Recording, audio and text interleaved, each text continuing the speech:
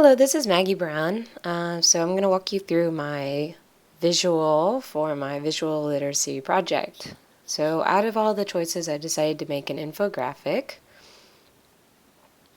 Okay, here's my infographic. So I wanted to create this infographic in order to help my students understand some of the shortcuts for writing really good reflective essays. So basically where they are creating convincing and realistic memories. And in order to help them, I wanted to list a few, 6 to be exact, triggers that create memories or either bring memories up for us when we are trying to reflect. Okay, so object, place, people, history, food, and time. And I wanted to organize it in this way in order to make it seem a bit easier to understand, in the sense that it wouldn't be a long list of items or paragraphs. Instead, they're boxes, so it looks almost like you could reach out and choose which one you wanted to use. I also liked the 3 by 3. It made a nice alignment here. When choosing the images, I was trying to make sure that the image actually corresponded with the text. So for objects, maybe you think of a camera that represents some kind of memory of you in your life, okay? Or down here, like we see food, it's a pretty obvious one, okay? And Singaporeans love ice cream, so that's a big thing for us. In the time one, I had to be a bit more metaphorical, I guess, in the sense that this is supposed to represent the setting sun, so the ending of a day, okay, so time.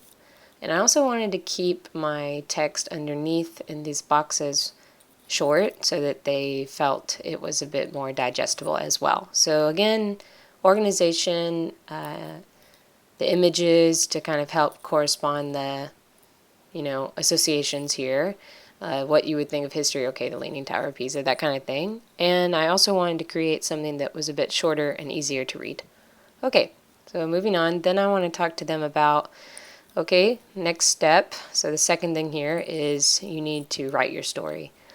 And after you've chosen your trigger or your kind of, the meat that's going to go in your story, you need to write it, obviously. So figurative language can be kind of tough for my students.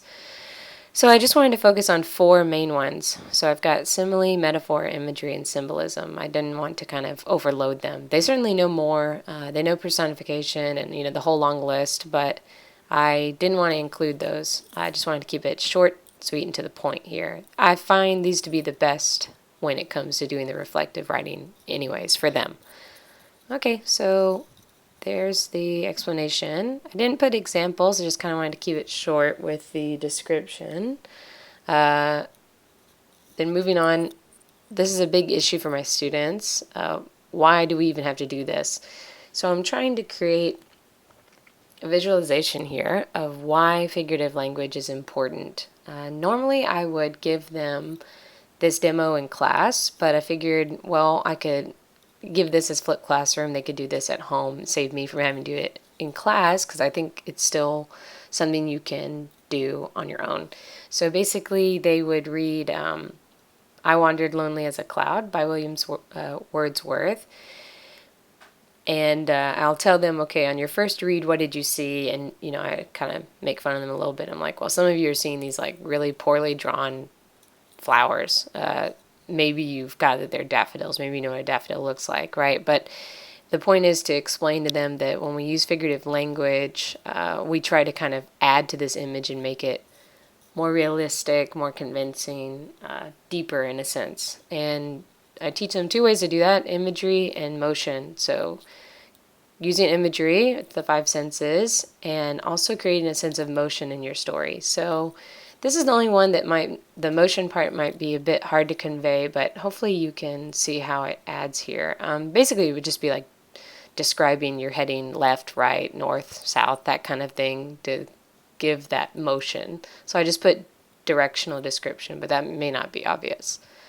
So maybe to make that a bit more obvious, I could add a link here to another website or something that could further expand on this idea, okay? But for now, what I've tried to show them is how the process works in adding and ultimately getting your reader completely immersed. So your end goal being something like this high definition picture, a real picture rather than a painting, showing them the kind of development visually here of our stories. Okay, and the last thing I wanted to throw in was some examples so that they could continue looking at the pros, as I always tell them, okay, to see how they are doing this. So I've got the Wordsworth poem here, a local Singaporean author in the middle, and then Marigold's a very classic story on the right. I also added in the function where you can link to external websites here so that they can actually go read them. So even though this is a PDF, it has the links that you can click on and open these files. Okay, so I'm going to zoom out so you could see the whole thing. So this is the second page. Again, maybe you could even use this as its own thing. And one more thing about this, trying to show the different boxes. I tried to make them all the same size. I tried to mix up that one has the text on the right, then on the left, and then at the bottom. I also tried to use color to kind of emphasize the important words that I found. Okay, and going back up, again, here's the first page in its entirety. So again, this idea of the triggers or the building blocks for your memories, okay, is something organized very easily for them, and then the same applies to the toolkit or your figurative language. Okay, so I think that's about it. Oh, one last thing, sorry, is the color choice. I changed the color from the templates that they gave, where I wanted to incorporate the complementary colors of kind of this orangey and teal color, but I wanted to mute it a bit more so it's not so loud. But, yep, so try to stick to a color scheme, not having too many fonts and not having too many colors, mainly letting the images hold all of the color rather than the text or the background.